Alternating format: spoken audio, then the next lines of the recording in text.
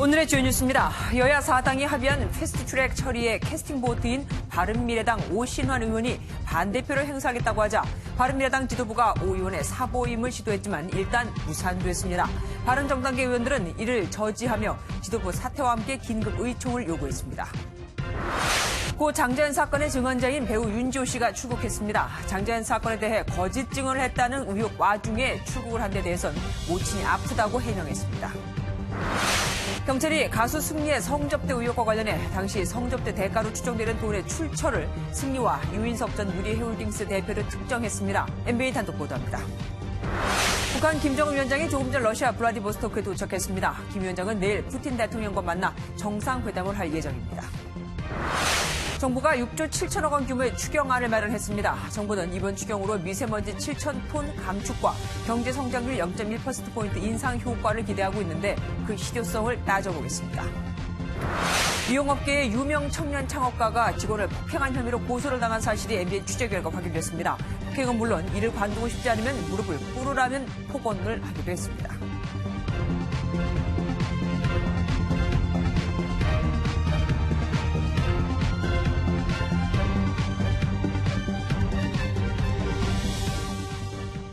한국당을 뺀 여야 4당이 합의한 패스트트랙의 사법개혁특별위원인 오신환 바른미래당 의원이 반대표를 던지겠다고 했고 바른미래당이 이에 맞서 오 의원의 사보임을 시도하고 있죠. 현재 맡고 있는 상임위를 그만두게 한다는 겁니다. 국회 취재기자 연결해서 자세한 얘기 들어보겠습니다. 오태훈 기자, 사보임 어떻게 됐습니까? 네, 결론부터 말씀드리면 사보임이 이뤄지지는 않았습니다. 김관영 바른미래당 원내대표는 오늘 오후 5시쯤 국회 의사과에 오신환 의원에 대한 사보임계를 제출하려 했습니다. 유이동 의원과 하태경 의원 등 바른정당계 의원들이 총출동해 이를 저지하면서 서류 제출조차 하지 못했습니다. 바른미래당에서는 팩스 제출이나 의장실 제출 등 다양한 방법을 시도해봤지만 실패했고 결국 오늘은 제출하지 않기로 했습니다. 사실 오늘 하루 종일 이 사보임을 두고 국회가 난장판이었습니다. 발단은 오신환 바른미래당 의원이 패스트트랙 반대표를 던지겠다고 하면서죠. 일단 상황을 좀 정리를 해드리겠습니다. 어제 바른미래당은 경론 끝에 선거제와 공수처 등 패스트트랙에 찬성하기로 합의를 했지만 당의 입장을 도출을 했는데 돌출 변수가 발생했습니다. 사법개혁특별위원인 오신환 의원이 오늘 아침 공수처 설치안에 대해 반대표를 던지겠다 이렇게 말한 건데요. 공수처 설치안이 사개특위를 통과하려면 5분의 3 이상의 찬성이 필요한데 오 의원이 반대하면 패스트트랙이 무산되는 겁니다. 당장 발등에 불이 떨어진 바른미래당 지도부가 사보임 카드를 꺼내들면서 하루 종일 사보임을 둘러싸고 국회가 들썩거렸습니다. 모습을 보이지 않던 오신환 의원도 저녁쯤 긴급 기자회견을 갖고 강제 사보임에 강하게 반발했는데요. 직접 한번 들어보시겠습니다. 민주주의를 말살하고 이런 불법적인 만행을 저지른 것에 대해서는 용납할 수가 없습니다. 네, 이와 더불어 유승민 의원도 강도 높은 비판을 쏟아내는데요. 김관영 원내대표가 사보임을 하지 않겠다고 여러 번 약속했다며 이제는 거짓말을 묵과할 수 없어 지도부 퇴진을 위해 싸우겠다고 밝혔습니다. 지금까지 국회에서 MBN 뉴스 오태윤입니다. 바른미래당에서는 하루 종일 오신환 의원 사보임 추진을 놓고 진실 공방이 벌어졌습니다. 당 지도부가 강제로 사보임을 하지 않겠다는 그 조건 하에 표결을 어제 해놓고는 그 약속을 깼다는 건데 문제는 반대측, 그러니까 당 지도부는 그런 말을 한 적이 없다고 하고 있다는 겁니다. 누구 말이 맞는 걸까요?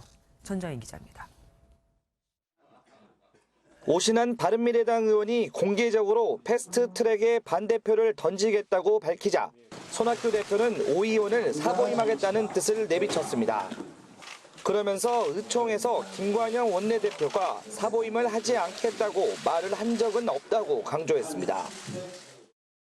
사보임을 하지 말아라라고 이제 강요 같은 이런 얘기들이 많이 있었는데 원내대표는 사보임하지 않겠다고 하는 말을 한 일은 없다고 제가 들었습니다. 패스트트랙 추진에 반대했던 지상욱 이태규 의원은 김 원내대표가 약속을 뒤집었다고 강력 반발했습니다. 지 의원은 의총 당시 발언 메모까지 공개하며 분노를 쏟아냈습니다. 유승민 대표가 얘기했을 때도 사보임 안 된다고 말씀 이미 드렸다고 답을 했습니다. 이럼에도 불구하고 일방적인 주장이라고 얘기하는 이런 정치인을 떠나서 이렇게 거짓을 밥 먹듯이 하는 분은 이들은 손 대표의 퇴진을 위한 탄핵 절차에 돌입하고 김 원내대표의 불신임을 위한 의원총회 소집을 요구했습니다. 김관영 원내대표는 긴급의총 소집 요구에 48시간 이내에 응해야 하는 만큼 양측의 극한 충돌은 계속될 전망입니다. MBN 뉴스 전정인입니다. 사보임, 용어가 낯설죠. 특정 상임위원회에 소속된 기존 상임위원을 빼고 그 자리에 새로운 위원을 임명하는 걸 말합니다.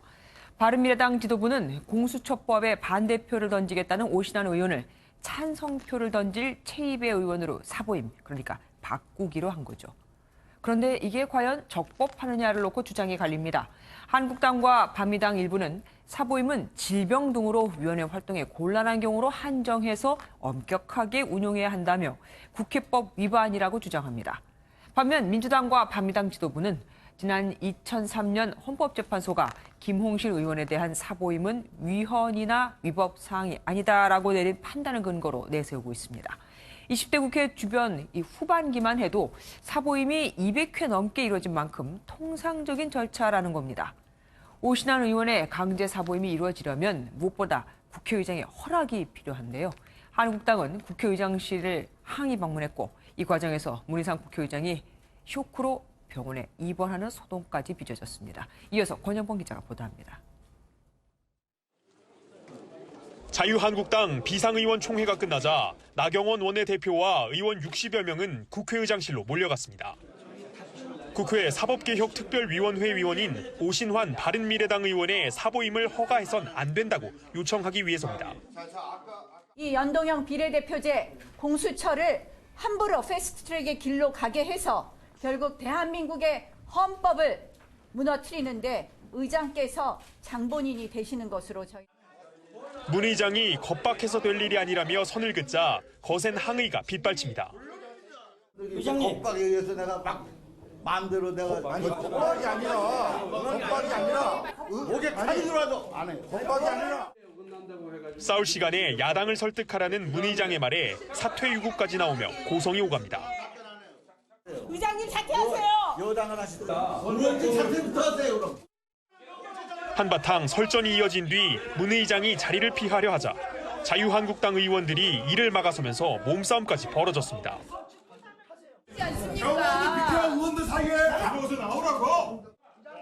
문 의장은 결국 쇼크 증세로 병원에 갔고 30분 동안 진행된 항의 방문은 험악한 분위기 속에 마무리됐습니다.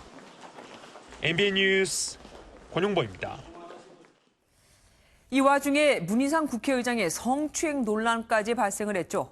문 의장이 자신을 막아선 한국당 여성 의원을 성추행했다는 건데 문 의장 측은 전형적인 자해 공갈이라며 반박했습니다. 밀칠 수밖에 없는 그런 상황을 만들어 놓고 성추행으로 몰았다는 겁니다. 박유영 기자입니다. 자유한국당 의원들의 방문으로 국회의장실은 그야말로 아수라장으로 변했습니다. 문 의장이 자리를 뜨려고 하자 한국당 의원들이 거칠게 항의하면서 험악한 분위기까지 연출됐습니다. 이렇게 하시면 국회 정권이라는 거예요. 이렇게 정권이라는 겪어봤어요? 정신없는 와중에 한국당 의원들 사이에서 어떻게 대응하자는 전략 논의도 오갔고 여성 의원들이 막아야 돼. 여성 의원인 이미자 의원이 앞으로 나서 길을 막아서자 문 의장이 볼을 감싸면서 즉각 성추행 논란으로 번졌습니다. 임 의원은 문 의장이 배를 손으로 접촉한 데 이어 얼굴을 어루만져 모멸감과 수치심을 느꼈다고 주장했습니다. 문 의장 측은 신체 접촉이 일어날 수밖에 없는 상황을 만들어 놓고 성추행했다고 하는 전형적인 자해 공갈이라고 반박했습니다. 한국당은 문 의장 사퇴 촉구 기자회견을 열고 성추행 건에 대해 고발하겠다고 밝혔습니다. 이런 범죄를 저지른 국회의장이 의사진행을 하면 그러면 이미자 의원은 본회의장에 앉아서 어떻게 있어야 합니까? 한국당이 자해 공갈 주장에 대해서도 형사 책임을 언급한 가운데 문희장 측은 의장을 사실상 감금하는 등 의회주의를 부정했다며 사과를 해야 하는 쪽은 한국당이라고 맞받아쳤습니다. MBN 뉴스 박영입니다. 그렇다면 패스트트랙에 대한 여론은 어떨까요? 여론조사에서는 응답자의 과반이 잘했다고 평가했습니다. 한국당은 여론조사 질문에 개혁 법안이라고 써서 여론을 호도했다며 반발했습니다. 김문영 기자입니다. 여야 4당이 추진한 선거법 개정안과 고위공직자 비리수사처 설치법 패스트트랙 합의안에 대해 긍정적인 평가가 더 많은 것으로 나타났습니다. 여론조사 업체인 리얼미터 조사 결과 응답자의 50.9%는 잘했다고 답했고 잘못했다는 답변은 33.6%로 나타났습니다. 지역별로는 호남과 경기, 인천, 충청권에선 긍정이 우세했고 부산, 울산, 경남과 대구, 경북에선 부정적인 여론이 높았습니다. 이념 성향별로는 보수층을 제외한 진보층과 중도층에서 패스트트랙 합의안을 더 긍정적으로 평가한 것으로 집계됐습니다. 긍정평가가 전체적으로는 우세했지만 강한 부정도 23.6%에 달해 강한 긍정과 3.1%포인트 격차로 팽팽하게 나타났습니다. 자유한국당은 여론을 호도하는 방식으로 질문이 이뤄졌다며 관련 여론조사에 대해 법적 조치를 검토하겠다고 말했습니다. 개혁 법안이라고 되어 있기 때문에 국민들 이 여론이 호도될 수 있습니다. 저희 당은 여론조사를 조작하는 것을 방지하기 위한 법을 이미 제출했습니다. 국회가 열리면 이 부분에 대해서 우리가 중점 추진 법안으로 이번 여론조사는 성인 남녀 504명을 대상으로 이뤄졌고 신뢰 수준 95%, 표본 오차는 플러스 마이너스 4.4%포인트로 나타났습니다. MBN 뉴스 김문영입니다. 마약 투약 혐의를 부인하는 가수 박유천 씨가 몸에 난 털 대부분을 깎았지만 미처 제거하지 못한 다리털에서 마약 양성 반응이 나왔다고 하죠. 박 씨의 구속 여부는 모레쯤 결정될 것으로 보입니다. 먼저 윤기란 기자가 보도합니다. 세 차례에 걸친 경찰 조사에서 박유천 씨는 마약 투약 혐의를 강하게 부인했습니다. 취재진 앞에선 여유로운 모습도 보였습니다. 있는 그대로 성실하게 조사 잘 받고 그러고 나오겠습니다. 네.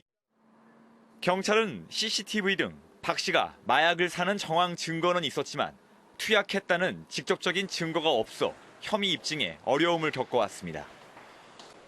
박 씨의 소변 간이 검사는 음성 반응이 나왔고 탈색과 염색을 반복한 모발을 빼고선 채모 대부분을 제거한 상태였습니다. 하지만 박 씨는 미처 짧은 다리털까지는 깎지 않았는데 여기서 필로폰 성분이 검출된 겁니다. 경찰은 박 씨가 올해 초 필로폰을 모두 1.5g 정도 사들인 것으로 보고 추가 투약 혐의를 밝히는 데 집중하고 있습니다. 기존 증거 자료와 진술에다 마약 양성 반응까지 확보한 경찰은 박 씨의 혐의 입증에 자신하고 있습니다. 박 씨에 대한 구속 전 피의자 신문이 모레 오후 수원지법에서 열리는데 이날 밤 구속 여부가 결정될 것으로 보입니다. MBN 뉴스 윤기란입니다. 마약 양성 반응이 나왔으니 박유천 씨가 결백을 주장했던 그 눈물의 기자회견도 거짓이었을까요? 박 씨의 소속사도 더 이상 신뢰 관계를 회복할 수 없다며 계약 해지를 통보했습니다. 서영수 기자입니다.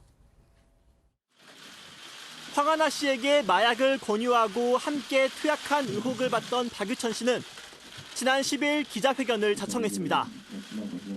박 씨는 연예계 은퇴는 물론 자신의 인생까지 거론하며 혐의를 강하게 부인했습니다. 저는 결코 마약을 하지 않았습니다. 제가 혐의가 인정된다면 이것은 연예인 박유천으로서 활동을 중단하고 은퇴하는 문제를 넘어서 제 인생 모든 것이 부정당하는 것이기 때문에. 하지만 마약 양성 반응이 나오면서 박 씨가 체포를 피하려고 기자회견을 이용했다는 의혹이 제기되고 있습니다.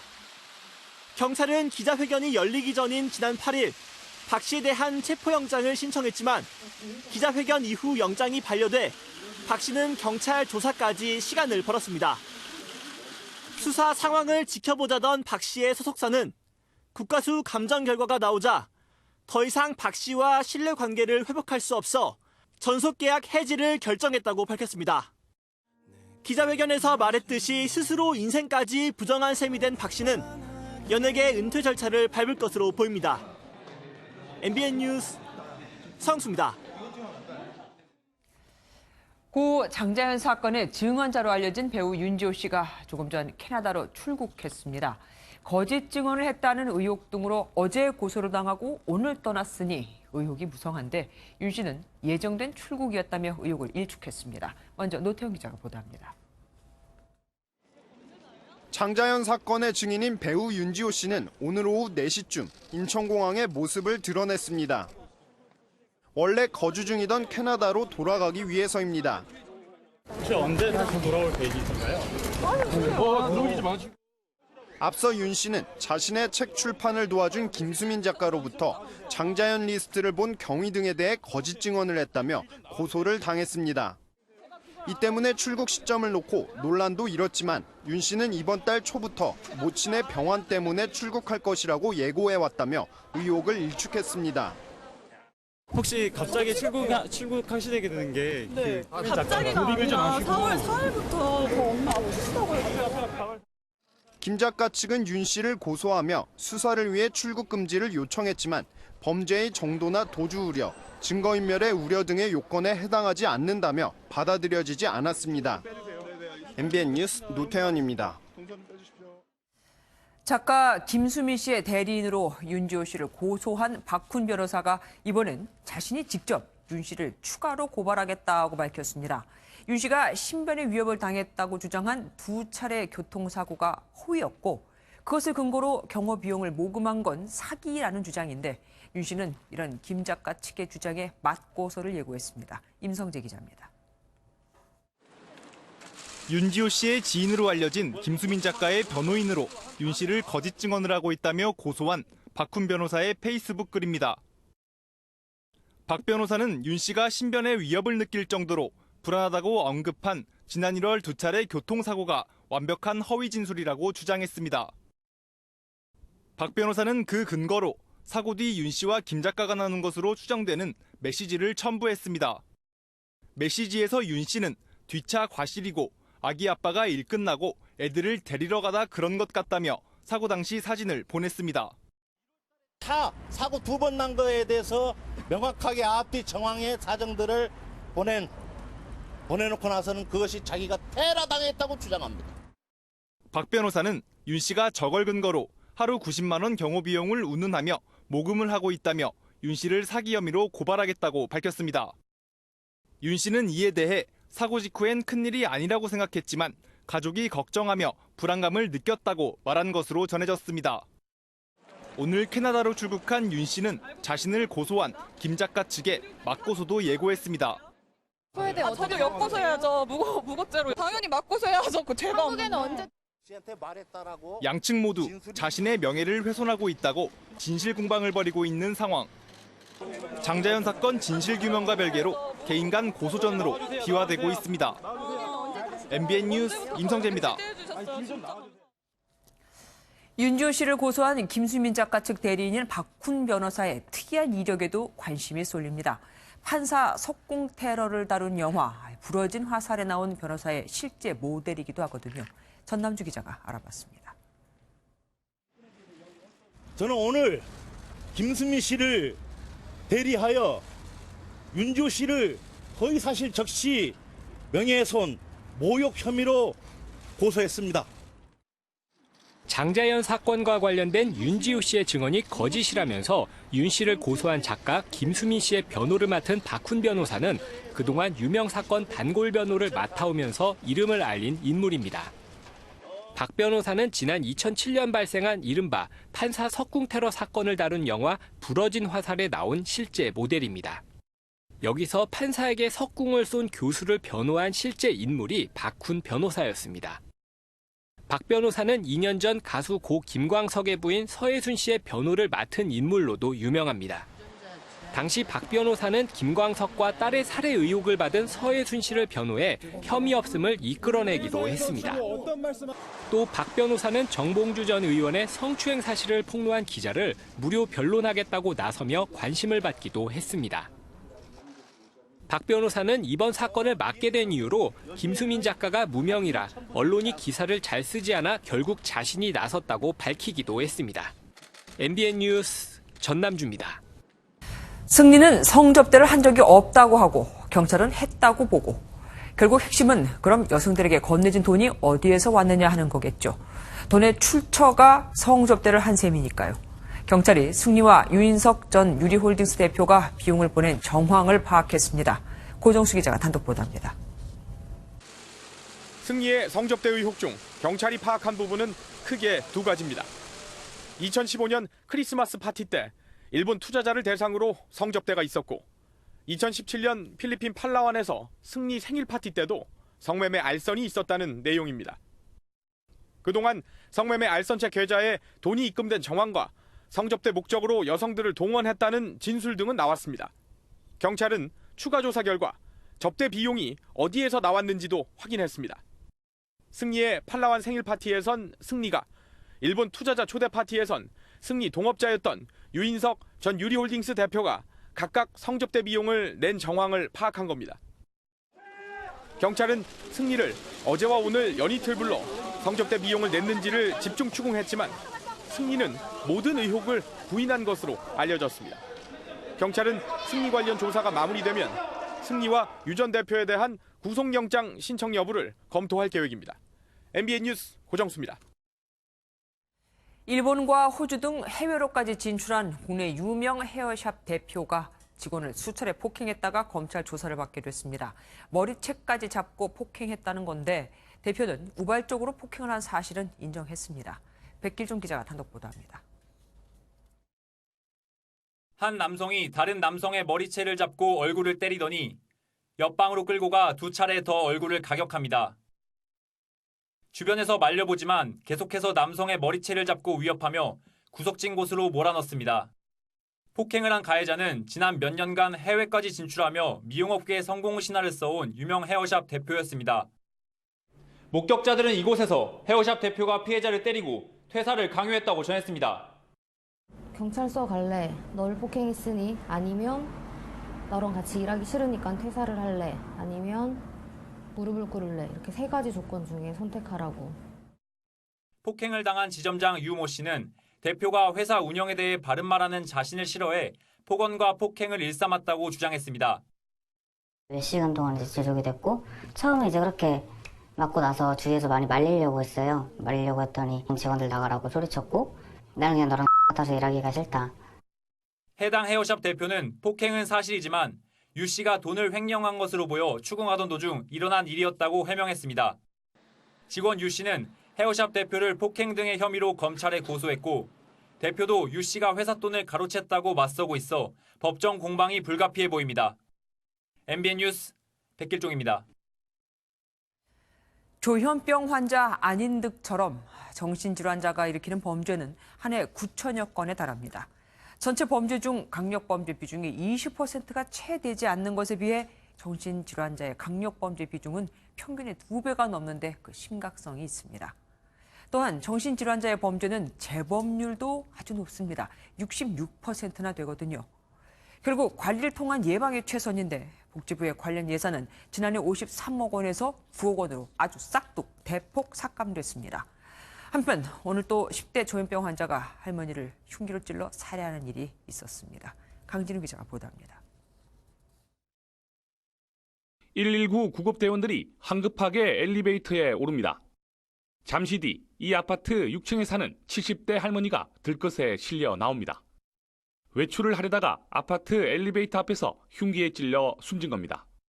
옆으로 누워 있는 건데 비가 있더라고. 내가 막 놀래가 콱을 찌르고 내가 집을 들어갔다. 잠시 뒤 피해자의 아래층에 사는 18살 장모군이 집에서 체포돼 끌려 나옵니다.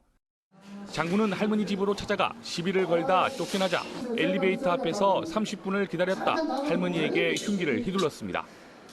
할머니에 대한 이유 없는 적개심은 이전부터 있었습니다. 두 번 그래가지고 까불지 이런 걸 들었어요. 문살 같다고 옷 무슨 옷을 유리를 깨고 그런다고 뭐. 아버지와 단둘이 살던 장군은 2년 전 조현병으로 학교를 자퇴하고 집에서 지내왔습니다. 이후 사고 당일 아침까지도 약을 복용했던 것으로 드러났습니다. 할머니 몸이 내 머릿속에 들어와가지고 할머니가 움직일 때마다 내 뼈가 부서지는 것 같은 고통을 느낀다. 그래서 이제 할머니를 죽여야겠다고.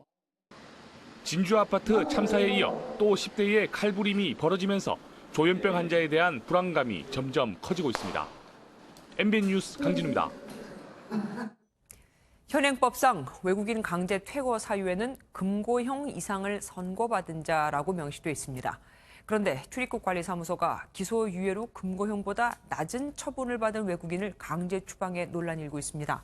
내부 지침에 따른 거라는데 이 내부 지침이 법을 넘어선다는 걸까요? 서동균 기자가 단독 보도합니다. 지난 2016년 7월 주소 변경을 위해 출입국 관리사무소에 방문한 중국인 A씨는 해당 사무소에서 체포된 뒤 강제 추방됐습니다. A씨가 지난 2015년 말 서울 대림동에서 폭행과 강제추행 혐의로 입건됐던 일이 원인이었습니다.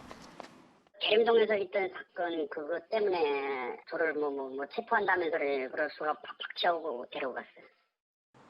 하지만 당시 검찰 조사에서 A씨는 피해자의 진술 번복과 합의 내용 등을 바탕으로 2016년 2월 불기소 처분인 기소유예를 받았습니다. 출입국관리법에는 금고 이상의 형을 받은 경우에 한해 강제 추방할 수 있도록 돼 있어서 적용 대상이 아니지만 강제 추방된 겁니다. 금고 이상의 형이라고 명시가 돼 있습니다. 출입국관리소가 기소유예까지도 강제 퇴거의 기준으로 삼았다면 이 부분은 명확성 원칙에 좀 위배되는 것이 아니냐. 출입국관리소 측은 내부 지침에 따라 심사해 결정한 내용이라고 밝혔지만 내부 지침이 현행법을 우선할 수 없다는 지적이 나옵니다. 판단 기준 자체가 비공개인 것 자체도 굉장히 문제이고. 전문가들은 추방과 같이 개인에게 큰 영향을 미칠 수 있는 조치는 명확한 기준 설립과 함께 투명성 강화가 필요하다고 지적합니다. MBN 뉴스 서동균입니다. 2, 3년 근무를 조건으로 일을 시작했는데 한 달 만에 해고 통보를 받으면 얼마나 당혹스러울까요? 한 지방의 중견 건설업체가 이런 해고에 항의하자 욕설을 퍼붓고 실업급여 부정수급까지 제안을 했다고 합니다. 홍주환 기자가 단독 보도합니다. A씨는 지난 2월 국내 중견 건설업체 남화토건의 임원 운전기사로 채용됐습니다. 계약직 말고 그냥 쭉 될 수도 있어요. 기사로는 아니고 엔지니어, 사원으로 해서 이 사람들은 무조건 가신다고 보시고. 하지만 회사 측은 입사 보름이 지난 뒤 근로계약서를 제시했고 한 달 정도만 일하는 것으로 적혀 있었습니다. 3월 31일까지만 근무를 하는 걸로 하자. 합격 통보할 때 그때 당시와 근로기간이 틀리다 거부를 했습니다. 사인해라 강요를 한 거죠. A씨가 운전을 담당한 전무이사의 퇴임 때까지만 일하라는 얘기였습니다. A씨의 항의에 돌아온 것은 욕설이었습니다. 마음대로 그 근로자가 나가라면 나가고 들어오라면 들어옵니까? 당연하지. 채용했다가 너 저 나가 하면 나갑니까? 자식이 진짜 형편은 이거. 항의가 계속되자 사측은 A씨에게 실업급여 부정수급을 제안했습니다. 채용 자체를 없었던 일로 할 테니 취업 사실을 숨기고 받고 있던 실업급여를 계속 받으라고 했다는 겁니다.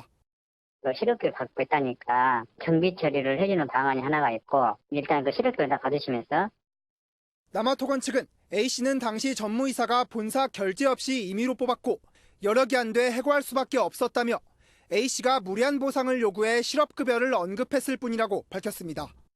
얼마든지 구두로 하더라도 근로계약이 체결됐다고 볼 수 있고 단지 임원이 해고됐다고 해서 이분의 근로계약까지 같이 종료됐다고 보는 거는 거기서 정당한 이유를 찾기가 이제 어려운 겁니다. A씨는 고용노동부에 부당해고 구제 신청서를 제출했습니다. MBN 뉴스 홍주환입니다. 사고를 내고 뺑소니를 치던 승용차가 상가와 보행자까지 들이받고 결국 전복됐습니다. 술 냄새를 풍기던 운전자는 경찰의 음주 측정도 거부했습니다. 박상호 기자입니다. 승용차 한 대가 중앙선을 밟은 채 빠르게 내달립니다. 그런데 갑자기 후진을 하더니 도로변 가게를 연이어 덮치고 반대편 벽면을 들이받아 뒤집힙니다. 가게 앞 물건들을 쓸어버린 승용차. 놀란 주민들이 안으로 황급히 대피합니다. 굉장한 개음 소리가 나서 어디 나가봤는데 그때 나간 순간적으로 차가 저희 가게 앞을 상가 유리문까지 깨져 순식간에 아수라장이 됐습니다. 당시 운전자는 이미 다른 곳에서 사고를 내고 달아나는 길이었습니다. 이곳에 차량이 전복될 때까지 모두 4건의 사고를 냈습니다. 보행자 1명이 다쳐 병원으로 옮겨졌는데 하마터면 더 큰 사고로 이어질 뻔했습니다. 50대 여성 운전자는 술을 마신 상태였지만 끝내 음주 측정을 거부했습니다. 측정 거부 자체가 취소입니다. 그러니까 술 냄새가 많이 나고 그 당시 음주 구정은 별 문제 없을 것 같습니다. 경찰은 운전자를 뺑소니와 음주운전 혐의 등으로 불구속 입건했습니다. MBN 뉴스 박상호입니다. 새벽에 식당에 몰래 들어가 상습적으로 현금을 훔친 남성이 붙잡혔습니다. 주로 CCTV가 설치되지 않은 시골 식당만 노렸는데 설마 이런 곳에 CCTV가 있을까 하던 곳에서 CCTV에 딱 걸렸습니다. 박인태 기자입니다. 이른 새벽 한 식당에 모자와 마스크로 얼굴을 가린 남성이 들어옵니다. 계산대로 다가가더니 꽂혀있는 열쇠로 금고통을 열고 현금을 자신의 주머니에 넣습니다. 테이블을 밟고 들어왔다 나가서 족적이 있기 때문에 창문이 열려 있어 112에 바로 신고하게 돼요. 30대 남성 황모 씨는 이런 수법으로 모두 15번에 걸쳐 현금 250만 원을 훔쳤습니다. 황 씨는 추적을 피하기 위해 주로 CCTV가 설치되지 않은 경기도의 외딴 식당들을 범행 대상으로 삼았습니다. 황 씨는 과거에도 절도죄로 수감됐지만 출소 1년여 만에 다시 범행을 저질렀습니다. 경찰 조사에서 황 씨는 어머니와 다투고 나와 살게 됐는데 생활비가 없어서 범행을 저질렀다고 진술한 것으로 알려졌습니다. 그 뒷문 쪽으로는 좀 창문이나 이런 거는 잘 안 잠궈져 있는 경우가 많더라고요. 그래서 그거 좀 시정 잘 해주시고 CCTV도 웬만하면 설치해 주시는 게. 경찰은 특수 절도 등의 혐의로 황 씨를 구속했습니다. MBN 뉴스 박인태입니다.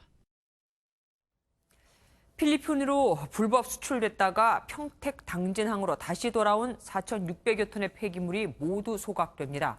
폐기물 수출업체가 사실상 부도 상태라 엄청난 처리 비용은 결국 세금으로 감당해야 하는데 쓰레기가 제주도 것도 꽤 있어서 제주도가 비용을 일부 부담해야 할 수도 있습니다. 이현재 기자가 보도합니다. 컨테이너 문을 열자 폐기물 더미가 가득합니다. 재활용이 가능한 폐플라스틱으로 속여 필리핀으로 불법 수출됐던 폐기물들입니다. 이런 것들이 대표적인 플라스틱과 전혀 관계없는. 제 뒤로 보이는 컨테이너들에 불법 수출됐던 폐기물 4,666톤이 담겨 있습니다. 평택시는 오는 6월 말까지 이 폐기물들을 모두 소각 처리할 계획입니다. 해당 폐기물들은 항구 인근 물류창고에서 분류 작업을 거친 뒤 경기 평택 시흥 등 4곳의 소각장으로 옮겨져 처리됩니다. 평택시는 폐기물 불법 수출 업체에 비용을 청구하겠다고 밝혔지만 해당 업체는 사실상 부도 상태입니다. 결국 민간업체의 불법 행위를 국비 6억 300만 원과 평택시 예산 7억 2천만 원 등 세금 13억여 원으로 해결하게 됩니다. 제주도에서 나온 불법 폐기물이 섞여 있을 가능성이 있어 제주도도 비용을 부담할 수 있습니다. 평택시 관계자는 제주도의 폐기물은 흰색 포일로 쌓여 있어 육안으로 구분할 수 있다고 말했습니다. 환경부와 경기도는 제주도에서 나온 폐기물의 양을 정확히 파악한 뒤 처리 비용 일부를 제주도에 부담하게 할 방침입니다. MBN 뉴스 이현재입니다.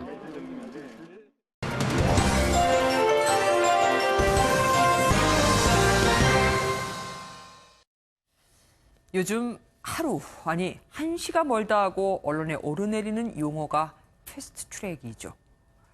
국회에서 발의된 안건의 신속 처리를 위한 제도로 그제 여야 4당은 고위공직자 비리수사처, 공수처 설치 안건을 패스트트랙으로 지정하는 데 합의했습니다. 그런데 이렇게 시끄러운 사이 국회의원만 쏙 빠졌다는 비난이 일고 있습니다. 법안에 따르면 공수처가 바로 기소할 수 있는 건 검사, 판사, 고위직 경찰뿐이거든요. 원래 공수처는 고위공직자의 권력형 비리 근절을 위해서 만들어졌죠. 그런데 그 취지와 달리 장 차관급과 대통령 친인척은 기소 대상에서 제외된 겁니다. 국회의원도 슬그머니 그 대상에서 빠졌고요. 이대로 통과된다면 공수처가 아니라 판검사 수사처라고 해도 될 정도입니다. 보완책을 뒀다고는 하지만 두 번의 단계를 거쳐서 어렵게 기소를 하도록 만들어놨습니다. 국회의원들이 본인들의 면책을 위해 쪽집게를 쏙 빼듯이 법에 장치를 만든 건 이번이 처음이 아닙니다. 부정청탁 및 금품수수 금지에 관한 법률, 이른바 김영란법 때도 그랬죠. 당시 국회는 공익적인 부분이 있다면 청탁을 받아도 처벌받지 않는다는 예외 조항을 만들어서 사실상 본인들을 처벌 대상에서 빼버렸습니다. 여기다가 국회의원의 사익 추구와 연관이 있는 이해충돌 방지 부분도 삭제해버렸죠. 김영란법의 공식 명칭이 청탁금지법인데 청탁이 문제가 될 소지가 많고 그래서 엄격한 잣대가 필요한 국회의원이 되레 이 대상에서 빠져버린 겁니다. 공수처 설치는 검찰이 고위공직자들을 엄정하게 수사하지 못한다는 불신에서 출발했습니다. 그래서 이번에 성역 없이 제대로 한번 해보자고 했던 건데 정작 최고 권력을 가진 직군들이 그 기소 대상에서 빠졌고 되레 자신들에게 칼을 들이댈 수 있는 판검사를 감시하는 기구를 만든 격이니 검찰이 과연 권력의 눈치를 보지 않고 소신 있게 그들의 권력 비리를 잡아낼 수 있을까요? 애초에 국회의원도 빠지고 대통령 친인척도 다 빠지는 법안이었다면 국민의 70%가 과연 찬성을 했을까요? 법 앞에 만인이 평등하다는 원칙은 왜 그쪽 분들만 이렇게 비껴가는 건지 답답할 뿐입니다. 뉴스초점이었습니다.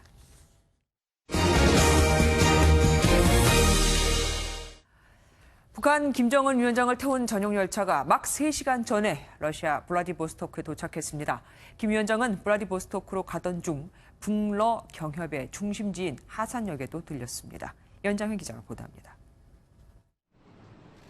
열차에서 내린 김정은 북한 국무위원장이 밝은 표정으로 러시아 측의 영접을 받습니다. 역사를 빠져나와 러시아 군대를 사열할 때는 모자를 벗기도 했습니다. 이어 김 위원장은 경호인단의 호위를 받으며 숙소인 극동연방대학 내 호텔로 이동했습니다. 여동생 김여정 제1부부장 대신 김창선 부장이 김 위원장을 그림자 수행해 눈길을 끌었습니다. 앞서 김 위원장은 오늘 오전 북러 접경지이자 경협 중심지인 핫산역에 들러 1차적으로 환영 행사에 참석했습니다. 러시아식 환영 문화에 따라 빵과 소금을 먹고 갑작스러운 인터뷰 요청에도 응하며 눈길을 끌었습니다. 러시아민들의 뜨거운 환대를 받으면서 대통령과의 만남에서 많은 문제든 의견을 교환하고 이 지역 정세를 안정적으로 유지 관리하고. 이런 가운데 북한 매체들은 이례적으로 김 위원장의 동선을 사실상 실시간으로 알리면서 김 위원장의 통치 안정성을 과시했습니다. 최소 10시간 넘게 열차 이동을 한 김 위원장은 트루트니예프 러시아 부총리와 저녁 식사를 함께할 예정입니다. 김 위원장은 내일 푸틴 대통령을 만나 두 사람 간 첫 정상회담을 가집니다. 이번 회담에선 비핵화 문제 외에도 극동 지역 개발을 위한 철도 도로 사업과 남북러 가스관 연결 문제 등도 논의될 것이란 전망입니다. MBN 뉴스 연장현입니다. 북러 정상회담의 핵심은 경제 협력일 겁니다. 하지만 러시아도 유엔 대북 제재를 쉽게 무시하지 못할 겁니다. 러시아가 10년 넘게 중단됐던 육자회담 재개를 제안할 것이라는 전망이 나왔습니다. 이 한반도 문제에 영향을 미치고 싶은 거죠. 구경호 기자입니다. 러시아는 이번 정상회담을 계기로 북핵 해결을 위한 존재감을 높이려 할 것으로 보입니다. 북미 간 대립 격화로 2008년 12월에 결국 중단됐던 남북미 러 중일 간 북핵 육자회담 재개가 하나의 대안으로 꼽힙니다. 러시아로선 자연스럽게 북핵 개입 명분을 얻을 수 있기 때문입니다. 러시아 정부 고위 관계자는 실제로 육자회담 재개 제안을 고려하고 있으며 미국과 중국에 이미 제안했다고 말했다고 일본 언론이 보도했습니다. 러시아가 여전히 아시아 문제에 영향력을 행사하려는 의도가 있다는 분석입니다. That it is an important player and Russia should be factored in when Korean issues are discussed. 이와 관련해 미 워싱턴 포스트는 푸틴 대통령이 러시아가 핵 협상에 관여해야 한다는 점을 보여주는 기회로 활용할 것이라고 전망했습니다. 신문은 또 김정은 위원장으로서는 러시아와의 긴밀한 관계가 미국과의 핵 협상에 있어 또 다른 카드가 될 수 있다고 해석했습니다. 다만 이번 회담을 통해 대북 제재 완화 효과를 얻는 것은 제한적일 것이라는 전망이 우세합니다. 로이터 통신은 김 위원장이 러시아에 더 많은 지원을 기대하지만 러시아가 줄 수 있는 건 제한적이라면서 이번 회담은 실질적인 투자와 지원을 끌어내기보다는 양국 간 동맹 관계를 상징적으로 보여주는 데 초점이 맞춰질 것이라고 내다봤습니다. MBN 뉴스 구경호입니다. 정은용 청와대 국가안보실장과 파트루셰프 러시아 연방안보회의 서기가 내일 청와대에서 한러 고위급 회의를 가질 예정입니다. 회의에서 양측은 블라디보스토크에서 열리는 북러 정상회담 등에 대해 의견을 교환할 것으로 보이며 파트루셰프 서기는 문재인 대통령도 예방할 예정입니다. 이번 방문에선 주목할 부분이 있습니다.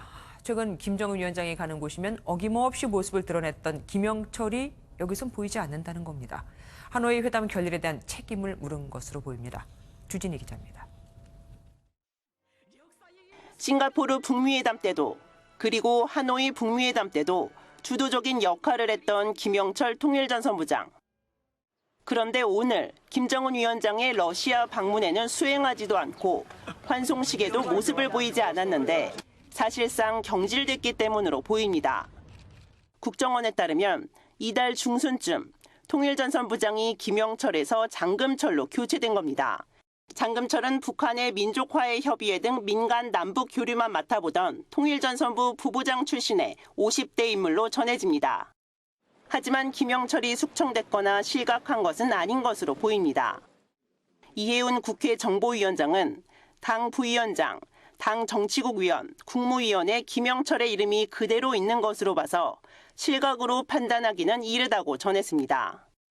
결국 하노이 회담 결렬의 책임을 물어 통일전 선부에서 물러나는 경질 정도로 끝낸 것으로 읽히는 대목입니다. 특히 김영철은 통일전 선부에서는 배제됐지만 당 대남 담당 비서는 계속 맡고 있는 것으로 보입니다. 또 새로운 인물인 장금철이 김영철만큼 대미 비핵화 협상을 맡아본 적이 없어 앞으로 대남 대미 역할이 새롭게 조정될 것으로 보입니다. MBN 뉴스 주진입니다. 회사 회식이나 술 한잔 할 때 보통 소주와 맥주를 섞어 마시는 소맥이 인기죠. 이젠 식당이나 술집에서 소맥을 즐기려면 적어도 10,000원은 있어야 합니다. 물가 상승은 이뿐만이 아닙니다. 김수영 기자가 취재했습니다. 섞는 즐거움과 기호에 따라 도수를 달리 마실 수 있는 다양함 때문에 회식 자리에서 소주와 맥주를 섞어 마시는 소맥이 인기입니다. 서민의 술이라고 여겨졌던 소맥도 이제 10,000원 시대가 열렸습니다. 맥주 출고 가격이 오른 데 이어 소주값이 다음 달부터 오르며 식당이나 술집에서 10,000원 이하로 소맥을 즐기긴 쉽지 않아졌습니다. 과거엔 소주와 맥주를 합쳐 8,000원 이하의 소맥이 가능했는데요. 지금은 일부 업소에선 각각 5,000원씩, 적어도 10,000원이 돼야 소맥을 즐길 수 있습니다. 술값이 급격히 오른 이유는 출고가 인상도 있지만 식당이나 술집에서 인건비나 임대료 인상 부분을 술값에 반영했고 인상할 때 500원 단위가 아니라 1,000원 단위로 올렸기 때문이라는 분석입니다.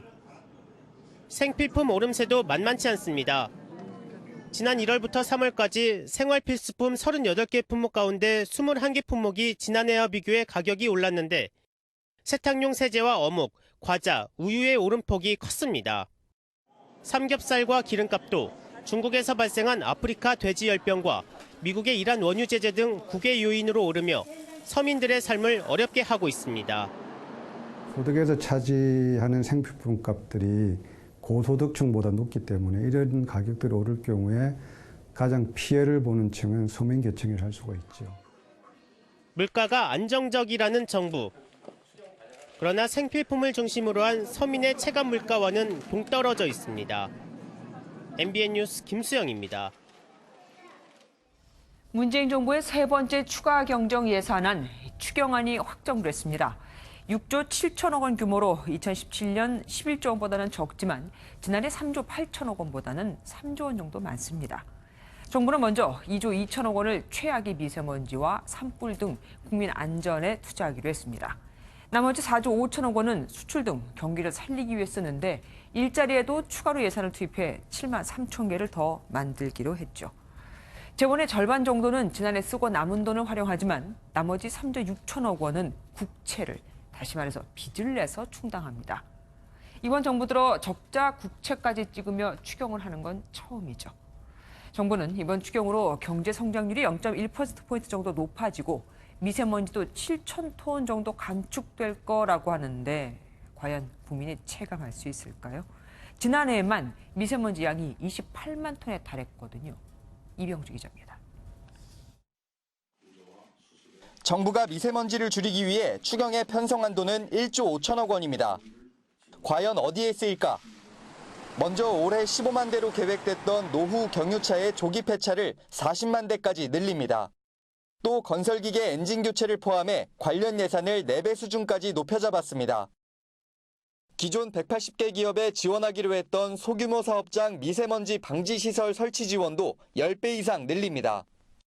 산업, 수송, 생활 분야에 우선 집중하여 미세먼지 배출을 예방하고 차단하며 저감할 수 있는 모든 조치를 과감하게 확대하였습니다. 서해상 백령도에 하나 있던 미세먼지 유입 감시망도 선박 측정망 등을 동원해 63개소로 늘립니다. 이렇게 하면 경유차 400만 대 분량인 7,000톤가량의 초미세먼지를 줄일 수 있다는 것이 정부의 설명입니다.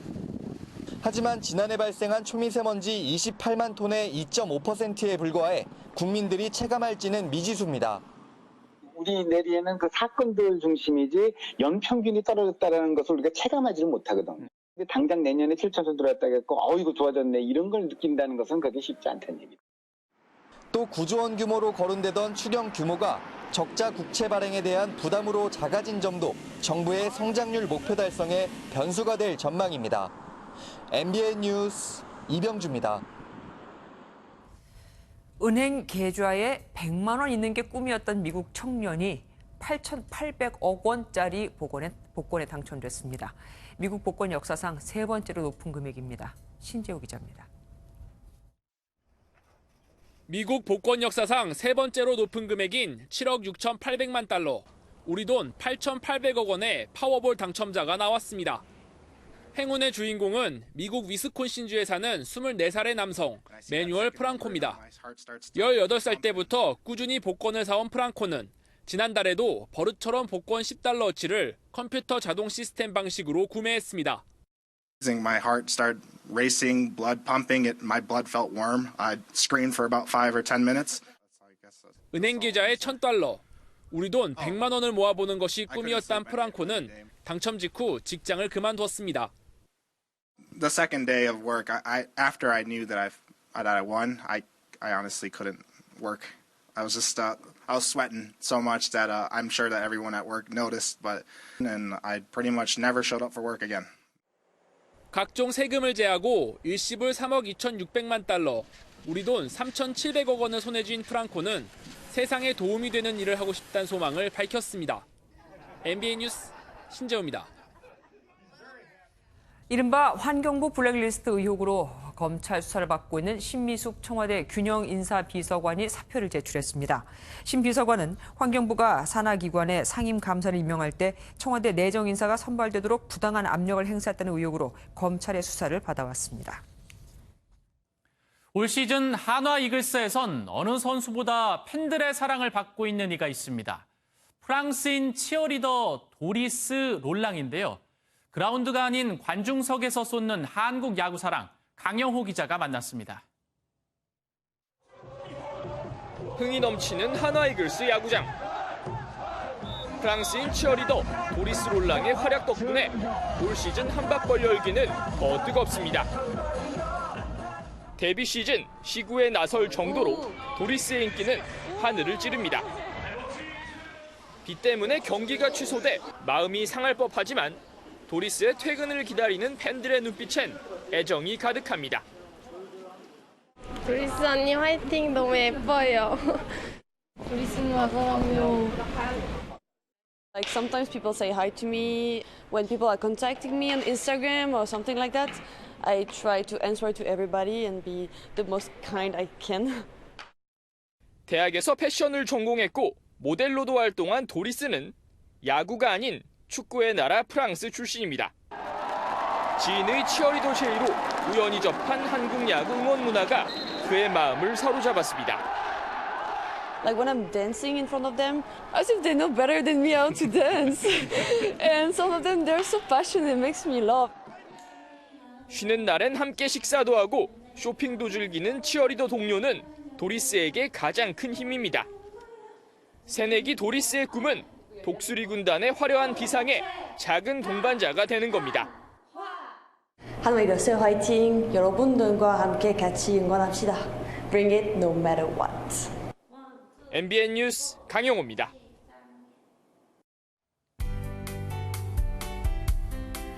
내일도 전국에 비 소식이 들어있습니다. 비의 양이 많지는 않겠는데요.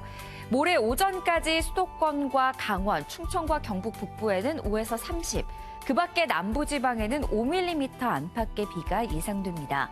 강원 중북부 산지에는 1cm 안팎의 눈이 내려 쌓일 수 있겠습니다. 비가 그친 뒤에는 기온이 내려갑니다. 오늘 서울은 한낮에 25.9도까지 올랐는데요. 내일은 서울의 한낮 기온이 19도, 모레인 금요일에는 13도 선까지 내려가면서 기온의 편차가 무척 크겠습니다. 비는 내일 오후 중부와 전북 지역부터 시작되겠습니다. 밤에는 그 밖에 전국으로 확대되겠고요. 내일 내리는 비는 어제 오늘 내렸던 비와 다르게 돌풍과 벼락이 동반되며 요란할 수 있겠습니다. 내일 중부지방 서울의 아침 최저기온은 15도 선을 보이며 오늘과 비슷하겠습니다. 남부지방 광주의 한낮 기온은 20도, 대구는 18도 선으로 오늘보다 1도에서 4도가량 낮겠습니다. 동해안 내일 강릉의 한낮 기온은 13도 선까지 내려가며 쌀쌀하겠습니다. 이번 주말은 대체로 맑고 포근하겠습니다. 날씨였습니다. 뉴스팔이 선정한 이 한 장의 사진입니다. 올해 미국 전국 손글씨 대회에서 장애 학생 분야 우승을 차지한 세라 하인즐입니다. 태어날 때부터 양손이 없었던 세라는 4년 전 중국에서 미국으로 입양이 됐는데 그때부터 영어도 배우고 의수 없이 쓸 수 있는 자신만의 필기법도 고안해냈습니다. 바로 뭉툭한 양팔을 맞대고 그 사이에 필기구를 끼우는 거였죠. 두 손이 있어도 잘못해 손이 묶이고 당당하지 못해 팔을 내밀지 못하는 사람이 많은 이 세상에서 세라의 당당한 두 팔은 세상을 감동시켰습니다. 뉴스파 여기서 마치겠습니다. 함께해 주신 여러분 고맙습니다.